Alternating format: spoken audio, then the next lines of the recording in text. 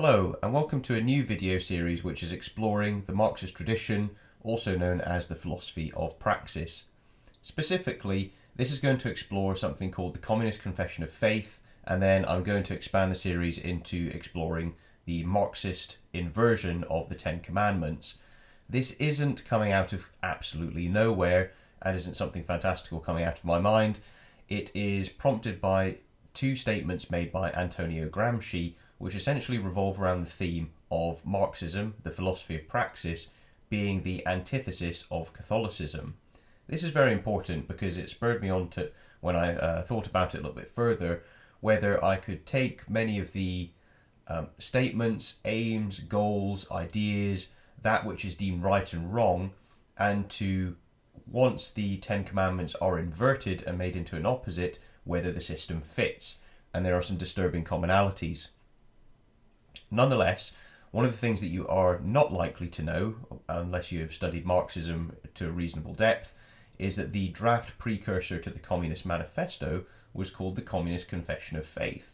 Now, considering that Marxism, the philosophy of praxis, is also called dialectical materialism, we would perhaps expect a materialist philosophy to be rejecting notions such as faith, as we would commonly understand it within the various monotheisms or polytheisms that we are familiar with. So to have a confession of faith by the materialists seems very odd, especially when they articulate an important feature of their system being atheism being one of the important precursors before coming to socialist consciousness. Now, the interesting thing about the document is that it has the structure of catechism. So there are a series of questions, and then the people who are addressed are expected to reply.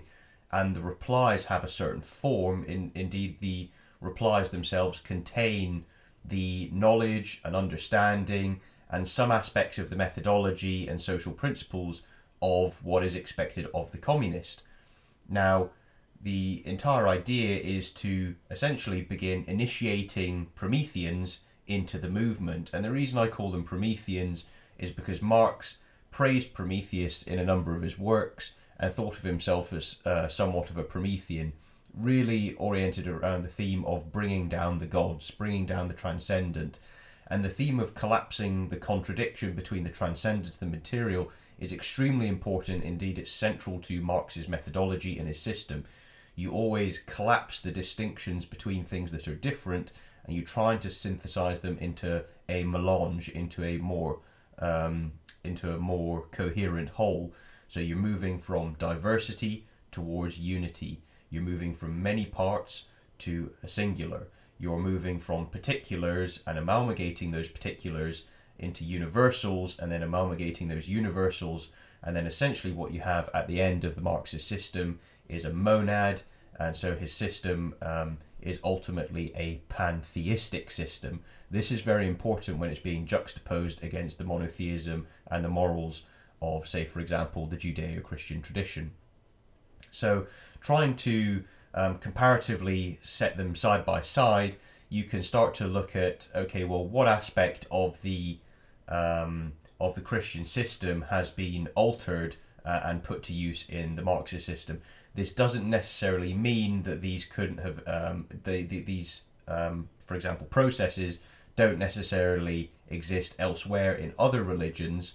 However, Marx is most explicitly attacking Christianity, and so if he's dialectically taking aspects of Christianity and then trying to pose an antithetical opposite to then merge the two together to get to some synthetic goal which he has already predetermined, then it's going to be fairly direct in some of the aspects in which it addresses, counteracts, and adapts Christianity towards a different materialist end. Indeed, it's probably easier and more likely to be adopted if you're taking the things that people are familiar with and then posing what appears as a positive alternative or a positive substitute within a different kind of system. So instead, in the dialectical materialist tradition, what you're going to do is have a very different approach.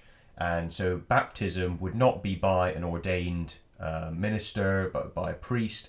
It would be self-baptism.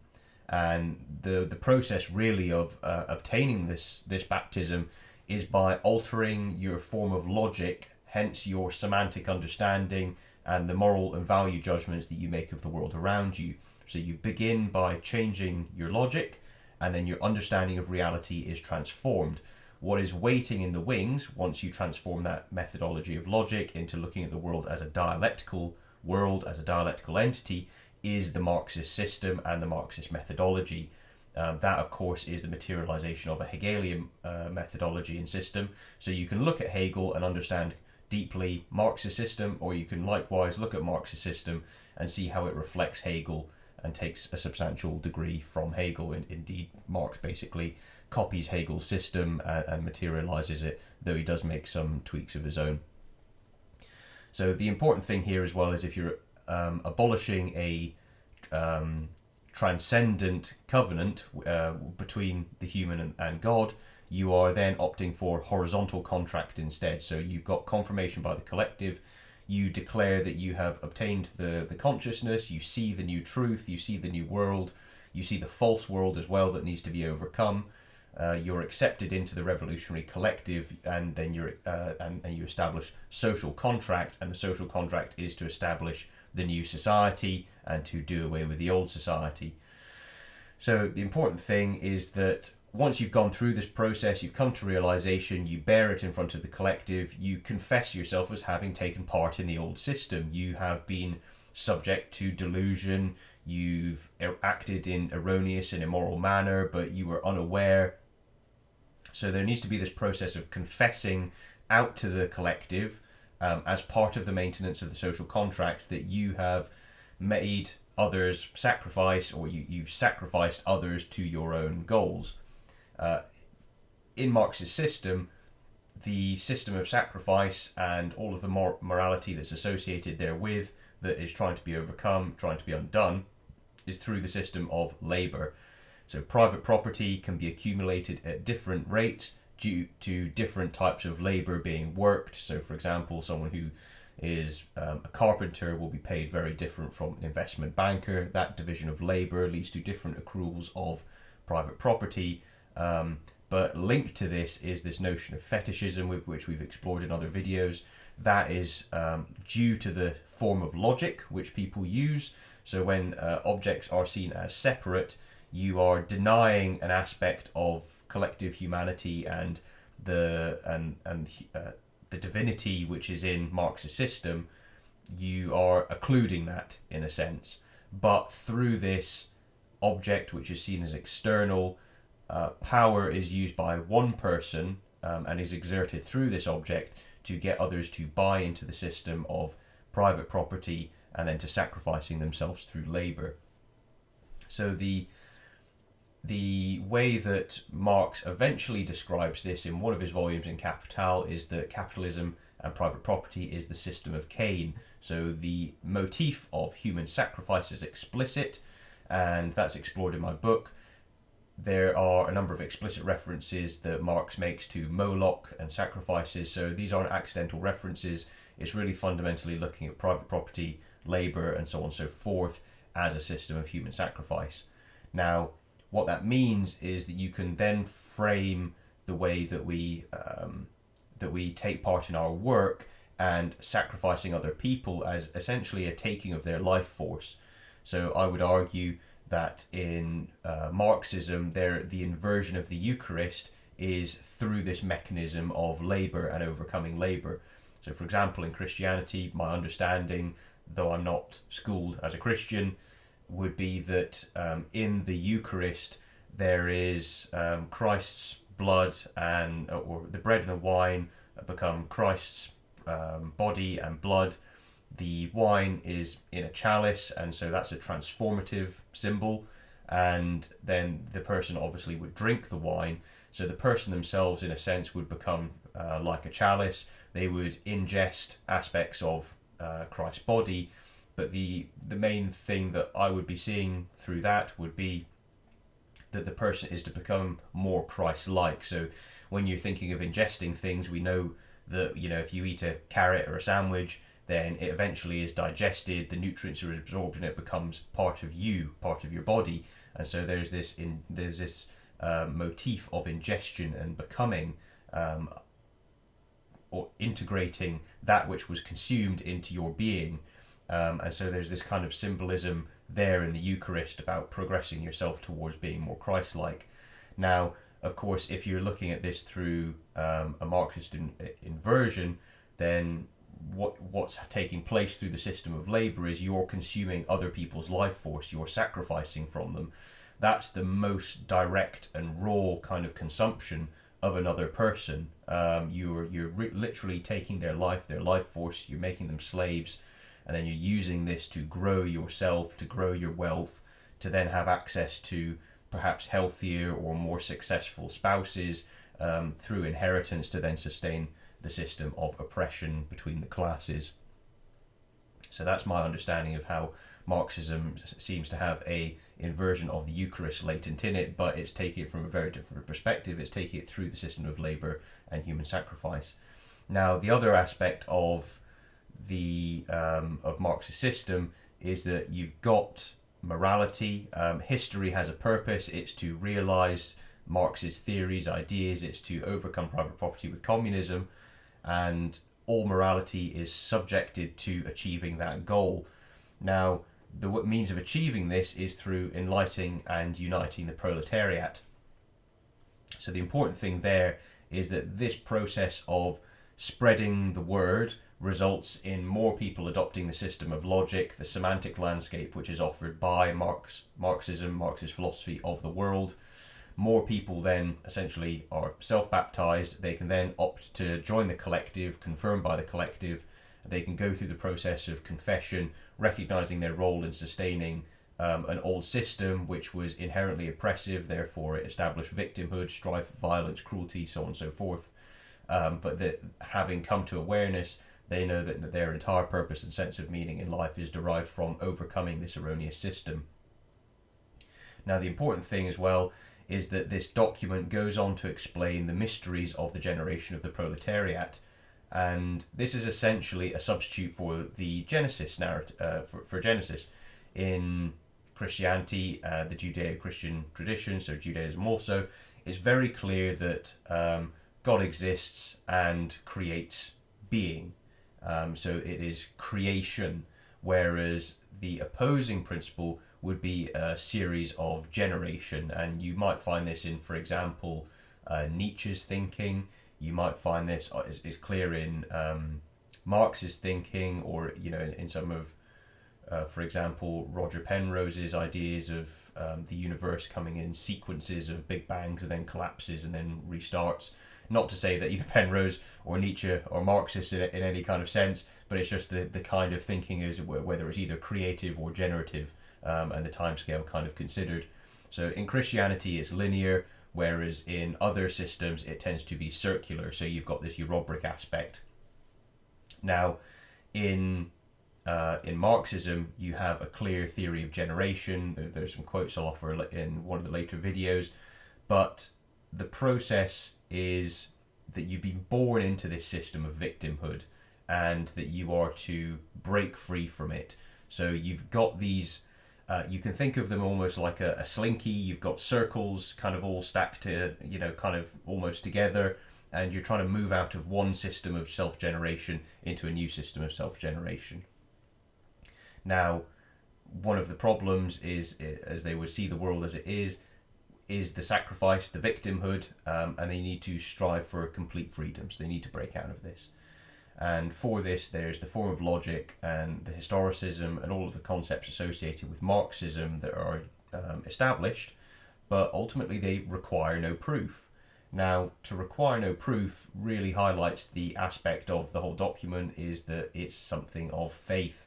You're not really critically thinking about things. You're not using your reason to test ideas or to see the whether there's a validity of them, whether they conform to reality. It's you're just taking them on faith. So that's something which is stated by Marx and Engels themselves, and this document obviously is the precursor to the Communist Manifesto. So it's important to recognise the faith element in it. Now, the other thing to recognise as well with both the Communist Manifesto and the Communist Confession of Faith is that they are starkly different, whilst alluding to many of the key principles in the economic and philosophic manuscripts or the German ideology. They don't completely enunciate and lay out the entire framework developed by Marx, with some addition by Engels. So when you come to read the Communist Manifesto, key words, key concepts, and foundational aspects of Marx's thinking and ideas are completely excluded. References to entire key concepts are completely absent throughout the entire from the entire text. So the point being is that when you would read that document, you would be reading simply an output, but you wouldn't have a comprehensive understanding of the methodology and some of the foundational principles on which it rests.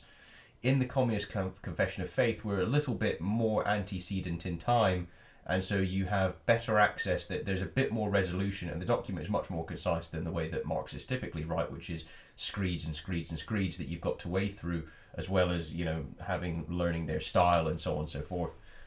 So all of these things are challenges which are barriers to people coming to understanding. So you have the Communist Confession of Faith. This allows you to access a few more of the principles. Ultimately, you need to go to the economic and philosophic manuscripts and some of his other early works as well to really get the system comprehensively. The real issue here is that when you begin to read the Communist Manifesto, then you're actually blind to all of the predicates which are underpinning the system. You are coming in and it's like reading the executive summary and not realizing that there's a whole report underneath it, which has got all the information and the data which is driving things. So you get a very high abstract top line, but you don't really have the comprehensive detail, the real particulars which are important for understanding the whole system. So what that means in terms of being able to do, say, missionary work and so on and so forth when you're confessing your faith as a communist, is the level at which the discussion will take place. Fundamentally, it will be obviously in line with the contents of whether it would be the Communist Manifesto, or since all of the developments which have taken place using Marx's dialectical methodology, his materialism, since Marx's System and Death, you can see it applied to many, many, many other areas. So it's not just limited to the economic sense. Now it can be expanded to different areas. You can have materialist activism, whether it would be in a dialectical feminism or whether it be queer theory and so on and so forth. So you've got all of these new areas to which it's been applied, again, which it requires no proof. But the understanding that the person has is going to be very surface level. It's not the nuts and bolts. It's not the machinery underneath. So there's always this distinction between essentially laity and clergy, which is reflected, and there's this deliberate occlusion so that the standard person doesn't really know exactly the methodology. In Gramsci, he takes the opposite perspective. He says, actually, no, we've done it wrong. We need to have everybody understanding the dialectical methodology, the historicism, how to understand all of these concepts and how the thing progresses in order to get everyone into the revolutionary collective and make the revolution happen. Freire is very much of the Gramscian school in that sense, and Sartre is likewise associated with it through experience and phenomenology. So there's important aspects there. Key idea being that the average person will come into it and they don't really know what they're getting into and the background. Now, this means that you've got essentially levels of initiation through all of these mysteries and these higher forms of knowledge. So intellect is actually capable of generating real knowledge, something which is absolutely seen as, yes, this is a fact. But that's very different in terms of most philosophical understanding, which is, we can seek the truth but not necessarily hold it in its entirety, whereas from the Marxist and perhaps even the Hegelian aspect, you've got the opposite, which is you can know reality and then you can attempt to make the physical world or people's consciousness conform to these ideas. So it's that top-down imposition. But the interesting thing is that there's a huge amount which is occluded, and the reason for that is that you're not meant to really engage with it on a in-depth level. You're meant to engage with it on an emotive level and to buy into the system of seeing life through the lens of victim and oppressor. So bourgeoisie, oppressed, the proletariat, and then the oppressors, the bourgeoisie. Now, alongside this, you also have an eschatology, so you've got historicism. In Marx's system, it's you go through all of the development up to a certain stage. You then have the revolution, at which point communism is taken from an abstract theory, a materialist theory, but then put into practice. So you make communism happen. You abolish private property, and then you move forward. Therefrom. At that point, you then also have the socialist construction in the positive sense, which needs to take place. So, quote, "We also see that the development of the proletariat in almost all countries of the world is forcibly repressed by the possessing classes, and that thus a revolution is being forcibly worked for by the opponents of communism." Now, the interesting thing that means is that once you've got Marx's system laid out, he knows that everyone wants to go towards communism. What then takes place here is that anyone who does not accept the methodology, the form of logic, the concepts that Marx and Engels have generated, their decisions on what is moral, what is not, and where society should be taken politically, if you resist, then you are the one who is pushing for revolutionary violence. So you can see at fundamental level, it's their system or else. Now this means that ultimately judgment is passed on you socially, whether you whether you join the collective and take part in the materialist revolution, or whether you resist it. So you could almost think of Marxism. So, for example, in Christianity, in the medieval period, there were the Crusades. Islam had jihad. Now, those would not be the necessarily normal or the complete average state of that religious system, whilst the inversion of this would be that crusade would be the norm, and you kind of see the sense that Marxism is actually takes its norm as being a kind of crusade. You have to work in every sense for the revolution all day, every utterance, every action, and so on and so forth. And so the Communist Confession of Faith gives a number of the methods by which this is achieved. It states what moral conduct is and how you need to conduct and how you need to behave, and likewise provides for the fact that the family is going to be completely transformed and turned into a communist family, and that his system, based on the collapse of all contradictions, is ultimately going to lead to the negation of all states and then replaced by species. So the species in the world, humanity with nature, all possessing a unified consciousness, holding the same concepts and moral system, and in a Eurobric union with itself, so it's self-generating. So this means that communism is a theory of liberation and was not possible in any earlier period. So likewise, that's the historicism, the eschatology. You're moving towards this moment of liberation, but it's a human liberation, self-liberation. And then lastly, communism is that stage of historical development which makes all existing religions superfluous and supersedes them. So the idea being that in Hegel's system you have various forms, and you have forms existing independent of one another. So you have a form of multiplicity which governs them, and then ultimately Hegel wants a form of unity. So it's the integration of all possible forms, all possible particulars. That's ultimately in his absolute. So of course when Marx materializes Hegel's system, you then have the materialist equivalent of Hegel's absolute in Marx's system. That is the species being, it's humanity, nature, as I've labelled it elsewhere.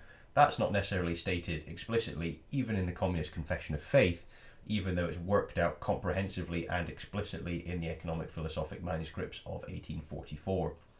So the important cadence to always remember is the thesis, antithesis, synthesis. This is something that Hegel was very taken by. It's the idea that, or first expounded kind of explicitly in that formula by Kant, or someone who was observing Kant, and Hegel was very taken with it. He looked at it through the lens of reflecting out of consciousness and then reflecting out different ideas, mating the two together and creating something new. You can essentially think of it as kind of like a philosophical parallel of having a man and a woman come together and then creating a child. So the child is, there's an aspect of the parents that are preserved through the child, but the child is its own entity. In a sense, it rests on the foundation of its parents, but nonetheless, it's its own entity, and it can likewise become a new layer of sediment, I suppose, if you could call that, if you thought that there were many of these generations climbing through the years. So you've got baked into the logic, thesis, antithesis, synthesis. If you know what goal that you want, if you know the end synthesis, then all you need to merely do is take the objects around you, whether it's the ideas, people behaving in a certain way, and then present to them an antithesis which will get them to react in a way in alignment with the synthesis you desire. This is just the means of manipulating people, or goal-oriented influencing of your surroundings. That can be used for ethical ends, but it can be used for unethical ends as well. I don't think it's particularly anything wrong with stating this process as it is, because ultimately it's how we all conduct ourselves. If you want to fix the car and you want to make it run, you've got to go and find the thing that's stopping it from turning on, and if the battery's not working, then you buy a new battery. That's your antithesis, and then the synthesis is that the car runs. So yes, in Marxist system like Hegel's, you combine particulars, combine universals. God you negate with atheism and you establish man. Catholicism you would negate with negative humanism, and then positive humanism is established, and that's where you would have dialectical materialist recognition of the species being, humanity, nature, and essentially the pantheism of Marx's system. So the interesting thing, I've put that in a kind of a visual form here, which has also been in the video series that I've presented so far, and all it shows really is the movement from an existing form of logic, from seeing subject and object as different from one another, humanity and nature as different from one another, having realization that there's a different form of logic. So you make a break with all of your old knowledge and understanding, even the methodology by which you reason, and then you come to a new understanding in the revolutionary epoch. And then likewise, if you try to locate this, kind of more broadly in its influences in society, you would have nature, and then within nature you've got different classes of people. They've got relationships to nature, but then there's also the social contract aspect of the relationship between groups. So it's this bit that you want to exploit if you're a Marxist. You want to create find ways in which people are victims, to sort the people into groups, and then to use them to dialectically reform one another. That's why Marxism always pits people against one another as enemies, because it goes through the thesis, antithesis, synthesis sequence, but it applies it to people. So of course you can see how the proletarian is pulled out from society, needs to destroy the bourgeoisie, in the process destroy themselves, and then what is preserved, the child of the revolution, is the communist, is the person with socialist consciousness. So here, if you were in society, you would have institutions, ways of behaving. This incidentally is Foucault's model of discourses. So it's really looking at the way that people speak as part of the revolution, and then speech as a kind of revolutionary praxis which is in alignment with your behavioral praxis in real life. And of course you're going to go from an old form of all of these different things, which is under this form of logic, into a new form of all of these things with this form of logic, as you move through historicism, as you move through history towards the union of subject and object at the end of, for example, Marxist system. So that's just a visual depiction. I think it's quite useful. So today we've looked at the Communist Confession of Faith. It's a fairly short document. You can go and read it yourself, but there's the whole shebang. It's got the catechistic element. You can see how it's opting into a new community. It makes allusions to the ideas developed in the economic philosophic manuscripts and elsewhere, whilst at the same time occluding the people from all of the reasoning and the methodologies. Nonetheless, it begins to lay the ground for what we'll be exploring with many more direct quotes in the following videos, which are how individual statements and principles and moral ideas of Marxists and people in the Marxist tradition offer good examples of the inversion of the Ten Commandments. So if you thought that that was useful, then please stay tuned for the next videos. They'll be coming up very soon, and I'll just be working through the commandments with quotes like I've said. I think the Communist Confession of Faith is a good place to start. I think it also is a useful precursor to recognizing some of the more religious aspects of this system.